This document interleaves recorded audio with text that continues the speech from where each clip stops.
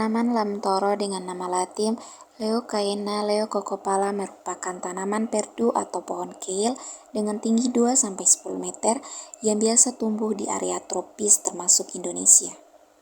Klasifikasi lamtoro adalah Kingdom Plantae, divisi Magnoliophyta, kelas Magnoliopsida, ordo Fabales, family Fabaceae, genus Leucaena, spesies Leucaena leucocopala. Pohon lamtoro umumnya mempunyai tinggi sekitar 2-10 meter dan bercabang rendah.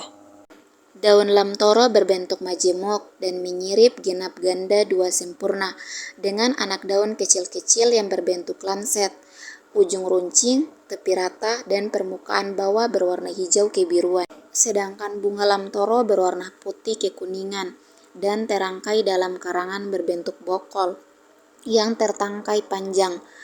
Buah lamtoro berbentuk polong, pipi dan tipis, panjang 10-18 cm, lebar 2 cm, dan di antara biji ada sekat. Biji lamtoro 15-30 butir, letak melintang, bentuk bulat telur sungsang, panjang 8 mm, lebar 5 mm, dan berwarna coklat kehijauan. Batang lamtoro berukuran kecil, tinggi 2-10 meter, dan memiliki bentuk bulat silindris. Habitat tanaman lamtoro merupakan tanaman berkayu yang cukup tahan kering dan bisa ditanam di mana-mana, termasuk di wilayah dengan curah hujan. Tanaman ini tidak dapat tumbuh dalam genangan air. Tanaman lamtoro menyukai iklim tropis yang hangat, suhu harian 25-30 Celcius, ketinggian di atas 1000 mdpl dapat menghambat pertumbuhannya. Kegunaan tanaman lamtoro. Tanaman ini dapat digunakan sebagai pohon peneduh, pencegah erosi, sumber kayu bakar, dan pakan ternak. Selain itu, pohon lamtoro dapat mengobati bisul, luka terpukul, dan insomnia. Selanjutnya adalah tanaman sirsak dengan nama latin Annona muricata L. Merupakan tanaman perdu yang berasal dari Amerika Tengah. Klasifikasi tanaman sirsak, Kingdom Plantae, divisi Spermatophyta, subdivisi Agiosperma, kelas Dicotyledon, family Annonacea, genus Annona, spesies Annona muricata L. Morfologi tumbuhan sirsak. Pohon sirsak umumnya memiliki tinggi hingga 8 meter. Daun sirsak berbentuk bulat dan panjang dengan bentuk daun menyirip dengan ujung daun meruncing. Permukaan daun mengkilap serta berwarna hijau muda sampai hijau tua. Sedangkan bunga sirsak berwarna kuning keputih-putihan dengan mahkota bunga yang berjumlah 6 sepalum yang terdiri dari 2 lingkaran, bentuknya hampir segitiga, tebal dan kaku. Buah sirsak berbentuk bulat, daging buah berwarna kuning, bijinya banyak, rasanya manis, dan duri kulitnya jarang. Sedangkan biji sirsak berwarna coklat agak kehitaman dan keras, berujung tumpul, permukaan halus dan mengkilat. Sedangkan akar sirsak berwarna coklat muda, bulat dengan perakaran tunggang. Habitat tanaman sirsak dapat tumbuh pada semua jenis tanah dengan pH antara 5-7. Tanaman ini tumbuh pada kisaran iklim yang cukup luas pada dataran rendah. Tanaman ini dapat tumbuh pada berbagai tipe tanah, baik yang kaya unsur hara maupun lahan marginal seperti tanah masam, tanah kering, dan tanah berpasir. Kegunaan tanaman sirsak. Tanaman sirsak dapat digunakan sebagai obat tradisional untuk membantu mengatasi berbagai macam penyakit. Daun sirsak mengandung senyawa acetogenik, minyak esensial, karbohidrat, vitamin C, vitamin B1, dan vitamin B12. Tanaman cucur bebek adalah tumbuhan yang termasuk dalam famili Malvaceae. Tanaman ini merupakan tumbuhan liar yang ditemukan di wilayah tropis dan subtropis. Klasifikasi cucur bebek, Kingdom Plantae, divisi Thraciophyta, subdivisi Spermatophyta, kelas Magnoliopsida, superorde Rosnae, orde Malvales, family Malvales, genus Kalanchoe, spesies Kalanchoe pinanta. Morfologi tanaman cucur bebek. Tanaman cucur bebek merupakan tanaman sukelan yang berasal dari Madagaskar dan merupakan tumbuhan yang sangat mudah untuk tumbuh dan berkembang. Tanaman ini memiliki batang yang lunak dan beruas, daun tebal yang dengan kandungan air yang cukup banyak, dan berwarna hijau muda. Batang cucur bebek memiliki tekstur yang lunak dan memiliki sedikit kandungan air di bagian tumbuhan tersebut. Daun cucur bebek memiliki ukuran kecil, tetapi cukup tebal dan memiliki kandungan air yang cukup banyak. Cucur bebek juga dapat berkembang dengan cara tunas adventif, yang merupakan tunas yang tidak tumbuh di ujung batang atau ketiak daun. Tunas adventif akan tumbuh menjadi individu baru. Tanaman ini dapat tumbuh di berbagai kondisi lingkungan, baik di rumah, kebun, atau di dalam rumah. Selain sebagai tanaman hias, cucur bebek juga bisa memiliki banyak manfaat, seperti menyembuhkan berbagai penyakit, seperti sakit kepala, batuk, sakit dada, demam, bisul, obat luka, borok, dan penyakit kulit lainnya. Tanaman senduduk bulu dengan nama latin Slidemia hirta adalah tumbuhan yang termaksud dalam famili Malvaceae. Tanaman ini merupakan tumbuhan obat yang ditemukan di daerah tropis dan subtropis. Klasifikasi tanaman senduduk bulu. Kingdom Plantae, divisi Trachyophyta, subdivisi Spermatophyta, kelas Magnoliopsida, superorde Rosnae, orde Malvales, famili Malvaceae, genus Slidemia, spesies Slidemia hirta. Morfologi tumbuhan senduduk bulu. Tumbuhan senduduk bulu memiliki tinggi 50 cm dan memiliki bentuk daun yang panjang dan lebar dengan warna hijau muda. Sedangkan bunga senduduk bulu merupakan bunga tunggal dengan warna merah keunguan. Bunga ini terdiri dari kelopak berbagi, masing-masing berbentuk linear dan berwarna putih krim atau keunguan. Mahkota bunga berwarna merah keunguan dengan panjang total mahkota sekitar 12-15 mm dan berbentuk tabung. Sedangkan biji atau buah senduduk bulu berwarna ungu dengan bentuk seperti gada. Dan akar senduduk bulu berwarna kuning. Habitat tanaman senduduk bulu. Tanaman senduduk bulu ditemukan di daerah tropis dan subtropis, yang umumnya tumbuh di berbagai daerah yang belum berkembang dan tumbuhan perintis. Tanaman ini mudah ditemukan di pinggiran jalan dan kawasan semak belukar. Kegunaan tanaman senduduk bulu. Tanaman senduduk bulu digunakan sebagai tumbuhan obat dengan kandungan zat yang penting seperti chlorogenin, sisa-leogenone, torfogenin, dan vitamin A. Buah mentah dan kering, daun dan akarnya juga memiliki manfaat untuk pengobatan. Tanaman ini mudah ditemukan dan dapat diperbanyak dengan cara vegetatif dan generatif. Tanaman lobi-lobi dengan nama latin Flacourtia inermis merupakan tumbuhan perdu yang termasuk dalam famili Malvaceae. Tanaman ini memiliki bentuk akar yang berwarna kuning. Klasifikasi tanaman lobi-lobi. Kingdom Plantae, superdivision Embryophyta, division Trachyophyta, subdivision Spermatophyta, kelas Magnoliopsida, superorde Rosnae, orde Malvales, famili Malvaceae, genus Flacourtia, spesies Flacourtia inermis. Morfologi tanaman lobi-lobi. Pohon lobi-lobi umumnya tinggi sekitar 3-10 meter dan bercabang rendah. Daun lobi-lobi memiliki bentuk yang panjang seperti lanset atau bulat telur sungsang. Ujung meruncing pendek, permukaan atas daun berwarna hijau tua dan permukaan bawah berwarna hijau muda. Bunga lobi-lobi termasuk bunga tunggal dan terletak di antara satu daun dengan daun lainnya. Bunga ini berwarna kuning keputih-putihan.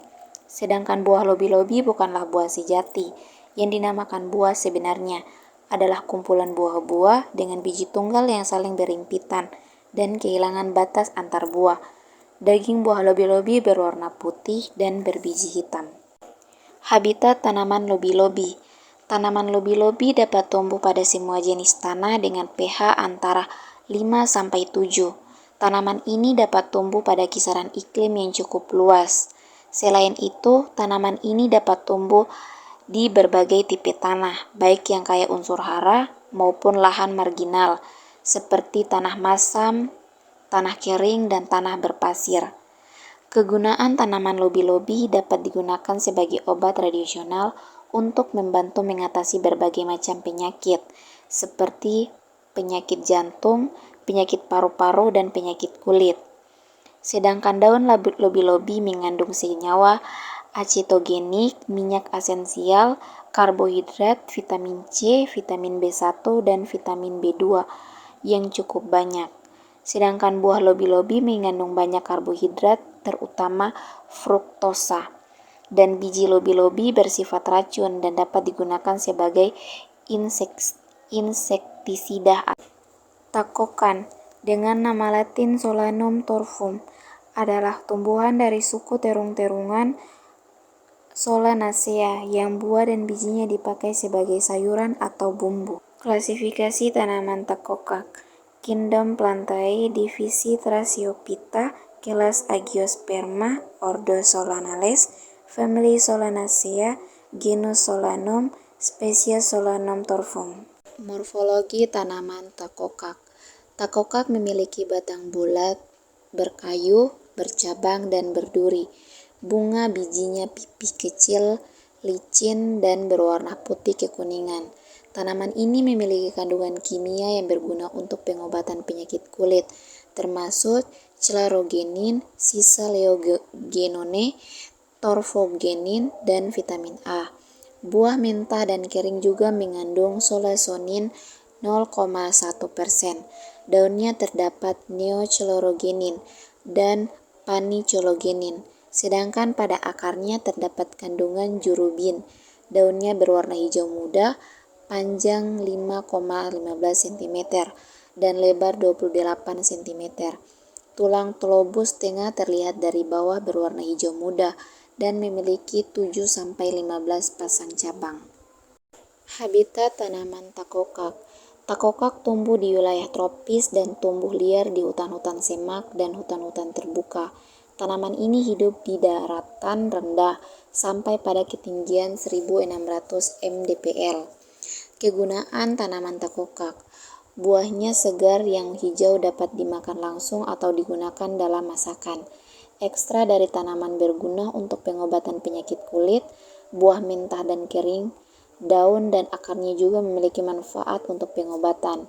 Buah takokak mampu bertindak sebagai antioksida dan melindungi jaringan tubuh dari efek negatif radikal bebas. Dalam medical plants, takokak memiliki aktivitas pembersih superoksida yang tinggi, yakni di atas 70%. Tanaman ini dapat diperbanyak dengan cara vegetatif dan generatif. Cengkeh dengan nama latin Syzygium aromaticum L. Tanaman cengkeh adalah tumbuhan yang termasuk dalam famili Lauraceae. Tanaman ini memiliki bentuk akar yang berwarna kuning. Klasifikasi tanaman cengkeh.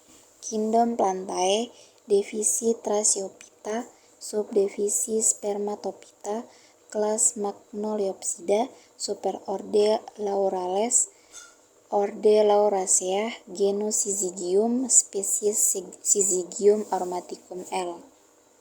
Morfologi cengkeh. Pohon cengkeh umumnya tinggi hingga 20 meter dengan diameter 30-60 cm.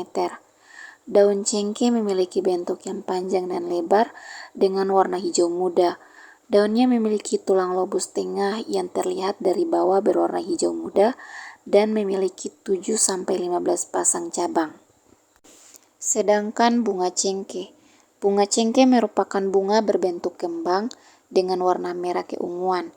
Bunga ini termasuk bunga sempurna dengan helaian kelopak berbentuk bulat telur. Sedangkan buah cengkeh. Buah cengkeh berwarna hijau gelap ketika muda dan hijau muda hingga kekuningan ketika sudah masak. Buah ini memiliki bentuk bulat hingga memanjang dengan ujung biasanya runcing. Sedangkan biji-biji cengkeh berwarna hitam atau kehitaman dengan berbentuk gada. Habitat tanaman cengkeh. Tanaman cengkeh ditemukan di wilayah tropis dan subtropis, yang umumnya tumbuh di berbagai daerah yang belum berkembang dan tumbuhan perintis.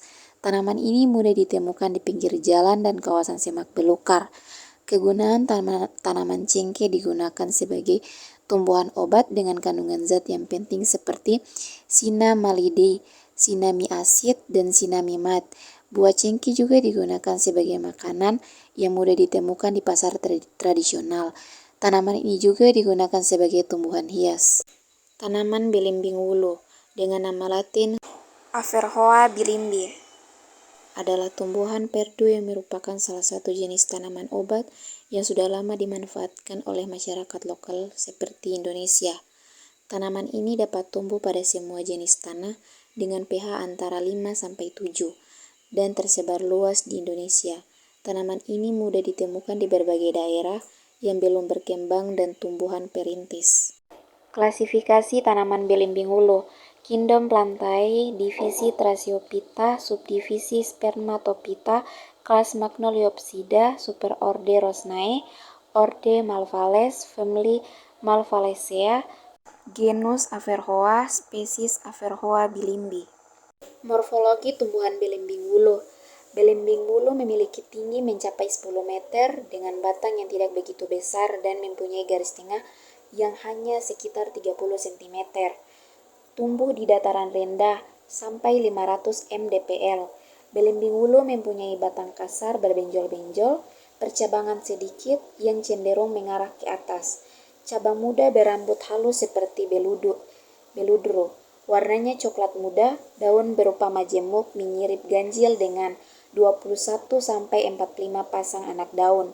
Pucuk daun berwarna coklat muda, anak daun bertangkai pendek, bentuknya bulat telur sampai lonjong, ujung runcing, pangkal membundar, tepi rata, panjang 2-10 cm, lebar 1-3 cm.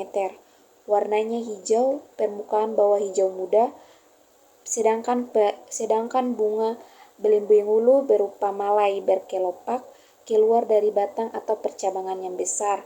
Bunga kecil-kecil berbentuk bintang warnanya ungu kemerahan. Buahnya berbentuk bulat lonjong, bersegi hingga seperti kapsul. Panjang 4-10 cm.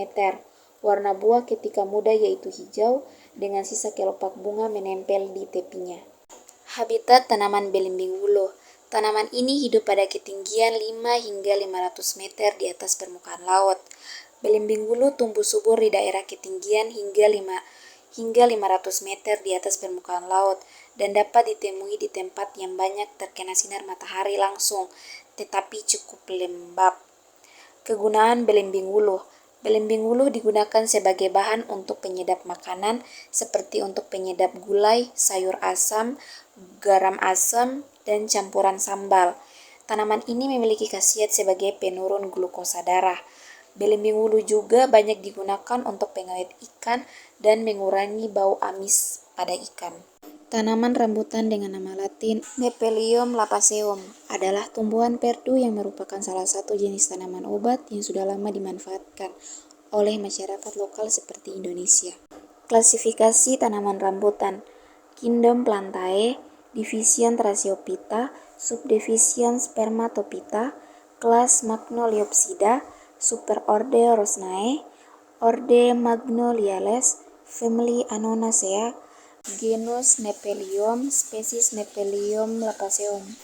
Morfologi tanaman rambutan. Batang tanaman rambutan berwarna coklat dengan bentuk yang bulat dan tidak berarti, serta diameter bisa mencapai 40 cm. Tanaman rambutan juga banyak cabang dengan arah dari cabang tersebut adalah horizontal. Daun dari tanaman rambutan memiliki ukuran yang panjang dan kecil serta di bagian atas meruncing. Daun dari tanaman rambutan berjenis majemuk yang berselang-seling. Perlu diketahui kalau daun tanaman ini mengandung minyak. Hal ini dapat membuat daunnya akan mudah terbakar, meski daun tanaman rambutan masih berwarna hijau. Tanaman rambutan memiliki 3 jenis bunga, yaitu bunga betina, bunga jantan, dan bunga hermafrodit atau bunga sempurna. Penyerbukan dari tanaman rambutan akan terjadi dengan cara penyulingan yang dibantu oleh lebah lanceng atau trigonoid. Selain itu, pada bunga tanaman rambutan terdapat putik, mahkota, dan benang sari. Buah rambutan bentuknya bulat lonjong, panjang 3-5 cm, dengan duri candi, lemas sampai kaku. Kulit buah berwarna hijau dan menjadi kuning atau merah kalau sudah masak. Dinding buah tebal, biji berbentuk elips, terbungkus daging buah berwarna putih transparan yang dapat dimakan dan banyak mengandung udara. Rasanya bervariasi, dari masam sampai manis dan kulit biji tipis berkayu. Habitat tanaman rambutan. Tanaman rambutan biasanya tumbuh di daerah tropis dengan iklim basah dan panas, yang kaya akan sinar matahari dan air. Tanaman rambutan memiliki habitat yang ideal pada tanah liat berlempung, yang kaya kandungan bahan organik, dengan kedalaman air tanah antara 100 sampai 150 cm. Selain itu, tanah juga harus memiliki sirkulasi udara dan pembuangan air yang baik, serta curah hujan yang banyak. Kegunaan tanaman rambutan. Tanaman rambutan memiliki beberapa kegunaan, termaksud buah rambutan berwarna merah kuning dengan rambut merah berujung kuning, halus dan rapat, dan memiliki rasa segar manis dan asam. Tanaman rambutan memiliki manfaat obat seperti buah, kulit, dan bijinya yang dapat digunakan untuk mengatasi berbagai macam penyakit. Tanaman rambutan dapat digunakan sebagai pohon hias atau pembatas karena tinggi dan bentuknya yang unik. Tanaman rambutan dapat digunakan dalam program konservasi hutan karena kebutuhan tanaman rambutan untuk tanah liat berlempung dan curah hujan yang banyak. Tanaman pepaya dengan nama latin Carica papaya. Pepaya adalah tanaman perdu yang termasuk dalam famili Malvaceae. Tanaman ini merupakan tumbuhan yang mudah ditemukan di wilayah tropis dan subtropis, yang umumnya tumbuh di berbagai daerah yang belum berkembang dan tumbuhan perintis. Tanaman ini mudah ditemukan di pinggir jalan dan kawasan semak belukar. Klasifikasi tanaman pepaya. Kingdom Plantae, divisi Spermatophyta, subdivisi Agiosperma, kelas Dicotyledon, ordo Brassicales, family Caricaceae, genus Carica, spesies Carica papaya. Morfologi tanaman pepaya. Batang pepaya tidak berkayu, melainkan lurus ke atas, berbuku-buku, silindris, berlubang, dan berwarna putih kehijauan, serta banyak mengandung getah dan air. Tinggi tanaman pepaya sekitar 5 meter sampai 10 meter dan diameter 10 sampai 30 cm. Sedangkan daun pepaya termasuk daun tunggal dengan bagian tepi bergerigi, diameter daun berkisar 20 cm sampai 75 cm. Tangkai daun berongga dengan panjang sekitar 25 cm sampai 100 cm. Daun berwarna hijau tua di permukaan atas dan berwarna hijau muda di permukaan bawah. Daun mempunyai pertulangan menjari sehingga daun menyerupai tangan. Bunga pepaya memiliki kehidupan seksual yang tidak teratur berdasarkan ciri morfologi. Pepaya dapat dikelompokkan menjadi pohon betina, atau putik atau jantan saja, atau pohon sempurna, hermafrodit, yang memiliki putik dan benang sari yang fertil. Bentuk buah dari tanaman pepaya ini lonjong, dengan daging buah berasal dari karpela yang menembal, berwarna kuning hingga merah tergantung varietasnya. Sedangkan akarnya tumbuh horizontal ke segala arah hingga kedalaman 50 cm dan menyebar sekitar 60 cm sampai 150 cm dari bagian tengah batang tanaman. Habitat tanaman pepaya. Taman pepaya berasal dari daerah tropis Amerika Tengah dengan Hindia Barat, seperti Meksiko, Kosta Rika, dan Nicaragua. Tanaman ini dapat tumbuh di berbagai daerah tropis dan subtropis, termasuk di Indonesia, yang memiliki kondisi tanah, cuaca, kelembapan yang sesuai. Pepaya memiliki kebutuhan air yang tinggi, sehingga diperlukan tanah yang mengandung air dan berpori. Kegunaan tanaman pepaya. Tanaman pepaya memiliki beberapa kegunaan, yaitu buah pepaya dapat dikonsumsi langsung atau digunakan dalam pembuatan makanan lainnya, seperti jus, sos, dan lainnya. Daun pepaya dapat digunakan sebagai obat tradisional untuk mengatasi berbagai macam penyakit, seperti diare dan gangguan pernafasan. Buah pepaya dapat digunakan sebagai bahan pengganti tepung, seperti dalam pembuatan roti dan kue. Tanaman pepaya dapat digunakan sebagai pupuk organik karena dapat memperbaiki kualitas tanah dan meningkatkan produktivitas tanaman lain.